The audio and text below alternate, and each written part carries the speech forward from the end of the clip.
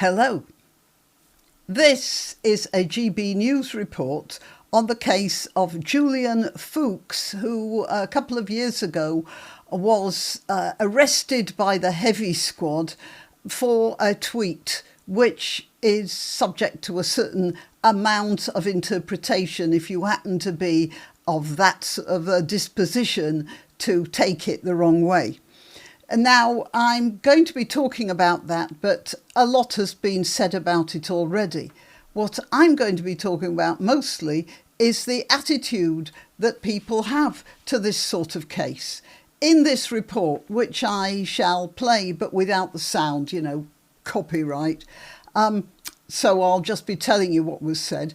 In this report, the news anchor says that Mr. Fuks is going to be suing or probably will be suing the police and will get a substantial sum from the police in compensation. And that's the whole point. Who is going to be paying for this compensation? Look, I wish Mr. Fuks all the luck in the world. He deserves a goodly sum in compensation. But I have to remind you, everybody, including GB News, who is paying for this compensation? It's not the police, is it? It's us. We're paying the compensation because we pay the police. And the fact is, those police officers who did that ridiculous arrest, they can act as badly as they like. They're not going to suffer punishment. They will simply say their chief officer, whoever it was, gave them the instructions to arrest this person. They're not at fault. And then you go to the person who told them to arrest, and they just get, a minor slap on the wrist. There are no consequences. The police can act any way they want. They are completely out of control because they know there is going to be no comeback. If there is any comeback, who pays for it? Not the police. It's us. So what we're doing is we're paying for our fellow citizens, our neighbours, our friends to be bullied, victimised and certainly psychologically damaged by the police, and sometimes physically damaged as well. I saw a video of a woman, an elderly woman, having her hands handcuffed behind her back. They could dislocate her shoulder doing that. An elderly person. You don't need, if you've got 4 or 5 police officers there, you don't need to handcuff an elderly woman behind her back. She's not going to destroy the lot of you, is she? So we are paying for our citizens to be bullied, victimised and damaged, both psychologically and physically. And now we're also paying for our citizens to be healed or compensated as well, all out of our own pockets. And all because the police are out of control.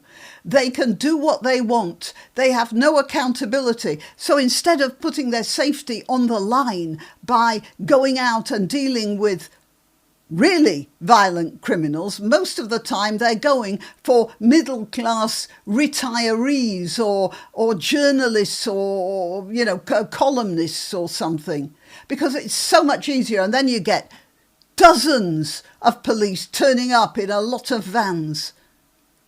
But that's so much more comfortable. And then they're back in the cop shop, filling out forms for the rest of the day. They have no accountability. So they feel they can do as they please and they take the easiest options, bullying people who are generally law-abiding. Lucy Connolly, let's bring her name up as well. And we are paying for it all. It's completely mad. I'm Granniopteryx. Please like this video. Please share it. Please subscribe. If you think you are subscribed, please check.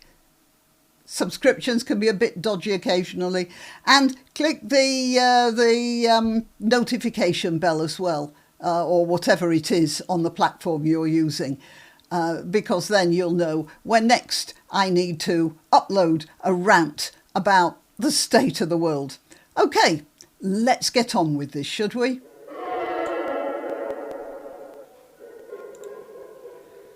To begin at the beginning, this is a report in the Daily Telegraph. He made a post on social media and he was reported to the police. Now, I'm quite sure that the person who reported him was the person to whom he'd made the comment originally. But of course, nobody's saying that, because that's another thing about no consequences. People can report others to the police and they are kept out of the picture, so they suffer no consequences either. A retired special constable, this is a bit of a joke, a special constable is somebody who, without pay, does help the police, back up extra patrols if necessary, some community work, that sort of thing. So this is somebody who really felt like he had to give back to society, to do his duty for everybody around him. And then the police arrested him. And detained over a social media post warning about the threat of anti-Semitism in Britain. Now, I shall at this point talk about a favourite subject of mine. I frequently talk about grammar and spelling. And that's because if you're not aware, if you're not listening to what you're saying, then you can give entirely the wrong impression. I'm going to find what Mr. Fuks put in the social media post. Right, I've found it. So in London in October 2023, there was a wave of pro-Palestinian marches, and Suella Braverman referred to them as hate marches. And then Mr. Fuks read on October the 30th that a report of an anti-Semitic mob storming an airport in Dagestan in Russia, hunting for Jewish arrivals. I have a vague memory of that. Apparently a plane put down. I don't know whether it was there were some refugees from Israel on a plane heading elsewhere, and the plane happened to put down in Dagestan for some reason, for refueling or technical fault or something, and or it was just it just happened to be a plane that landed. But anyway, a rumour got round that it was full of Israelis, and a whole mob of locals went into the airport. They completely trashed the place, looking for the horrible people on this plane, looking for Jews, hunting Jews.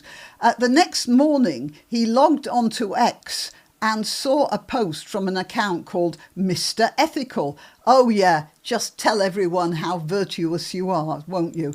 And it featured a Palestinian flag. So it means Mr. Ethical thought that, rape and murder were perfectly ethical. And it read, "Dear Suella Braverman, as someone who was on one of those hate marches, if you call me an anti-Semite, I will sue you." Yeah, right. I'd like to see that happen. Mr. Fuks said he'd never interacted with that account before, but replied to warn that pro-Palestinian protest could escalate and to support Mrs. Braverman's stance. At 8:44, he responded, "One step away from storming Heathrow looking for Jewish arrivals." In hindsight, he said the tweet should have been clearer had it begun with the words, "What next? You are one step away from storming Heathrow looking for Jewish arrivals." But this is a very good example of a situation where somebody isn't actually listening to what he's saying. He has to, when you make a tweet, you have to remember what you're seeing is in isolation. And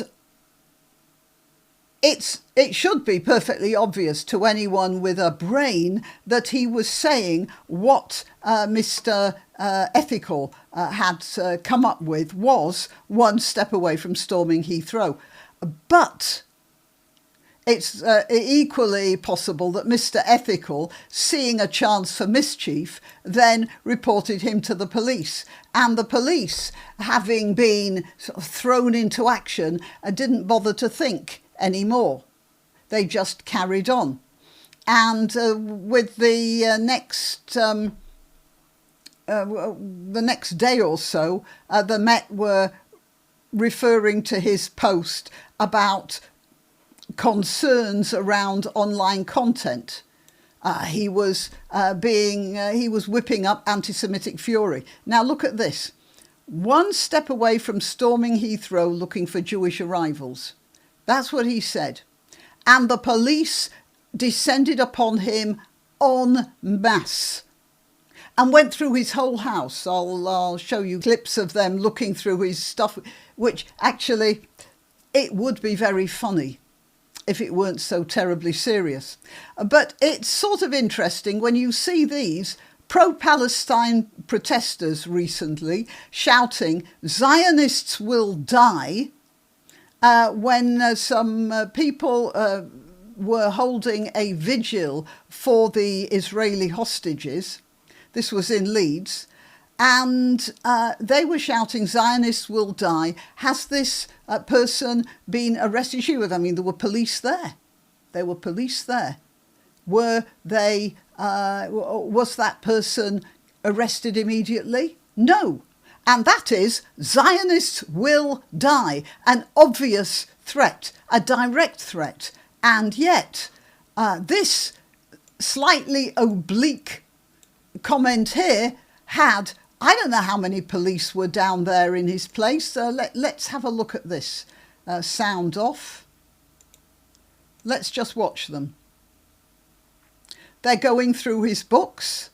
And one of them looked at his books and said, "Oh, this is a book by Douglas Murray, so that's suspicious." One of them was a book to do with Brexit, so one of the police picked that up and said, "Oh, this is to do with Brexit." Oh, I can't find it, but it was... he had some, I don't know whether it was some bleach and rubber gloves, and that was suspicious. The man's wife is a hairdresser.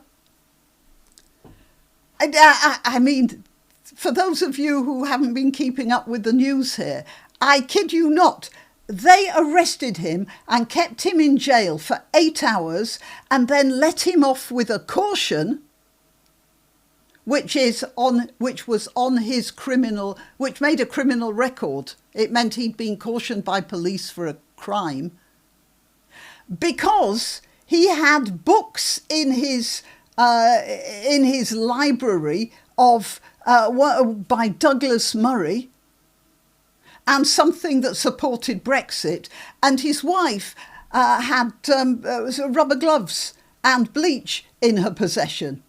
Mr. Fuks' house was searched, with officers seizing his electronic devices and removing them to a police van. Officers also rifled through his most personal belongings. He was locked in a police cell for 8 hours and interrogated on suspicion of malicious communications.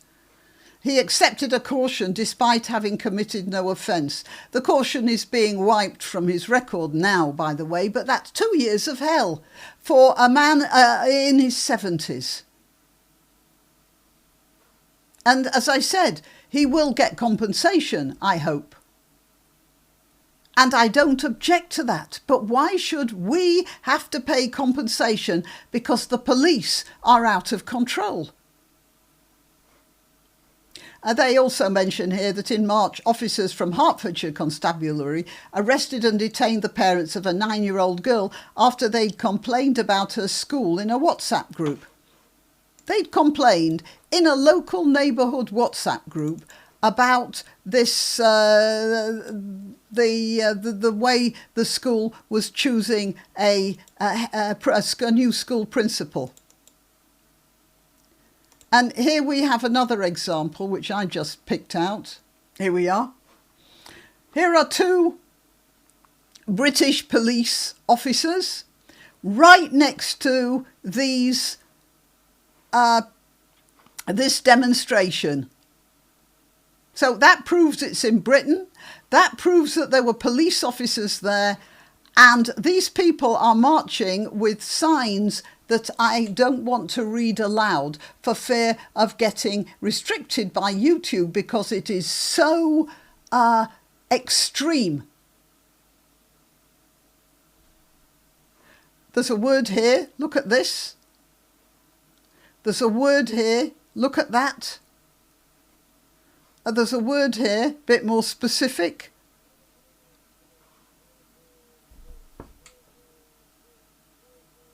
How can I put this for people who aren't watching this video? Well, one of them uses the word right. So, you know when you're on a mountain slope and you don't have skis and you're in like a sort of toboggan. Well, what's the other word for a toboggan? Well, that's the word that they say you should do to people who insult Islam. And the other word has to do with people who eat meat. And they buy their meat from a particular shop. Yeah, well, the person who owns that shop is called, and the word that's being used is used as a verb to describe what should happen to those who insult Islam. And then this one here, let's think, how can I put this? Oh, well, you know, when there's a very hot beach and you're on a beach and some woman takes the top of her bikini off and you say she's going topless. Well, that's what they suggest you do to people who insult Islam. Have I made myself clear? I've got to be so careful because you never know. Those two guys who are with such insouciance looking at these signs here would be very happy. And why? Why aren't they doing anything? Why aren't they doing anything? Well, because those guys are going to turn a little bit angry about being arrested for this sort of thing. But me, they turn up on my doorstep and they, like 20 of them in all sorts of paddy wagons. They know they're not going to get any trouble from me. So I'm a prime target, as is Mr. Fuks here. Let's have a look at poor old Mr. Fuks. Here you are. I mean, he's hardly going to give them any trouble when they turn up to arrest him. And he didn't. And it was really easy. And they went there and they arrested him. And then they they typed up their little reports and everything. And then they had their cup of tea and a donut. And then they typed up more reports. And then they went home. And no violence at all. These guys now, oh no. All right, till next time. You can help my channel by subscribing and clicking the notification bell. That's quite important. And by sharing if you're so inclined. Links to my other channels and to donation methods are in the description. But the best way you can help is simply by clicking like and notify. Thank you.